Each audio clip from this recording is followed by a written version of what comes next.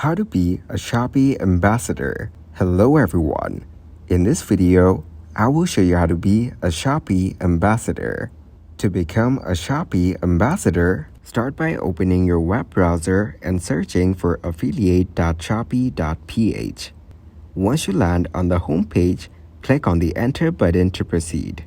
From there, you will need to create an account. You can either use your email address or sign up using your Facebook or Google account.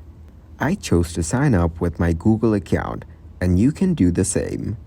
Once you've selected your preferred account, fill in the necessary information such as your affiliate account type, social media accounts, linked contact number, contact email, and verification code. You have the option to add a referral code, but it is not required. After filling in the information, click on Submit. Once you become an affiliate, you can promote products on various social media channels and platforms to earn a good amount of money. Thank you guys for watching this video. Hope you got some value. Make sure to like the video and subscribe to the channel to get notified of new videos.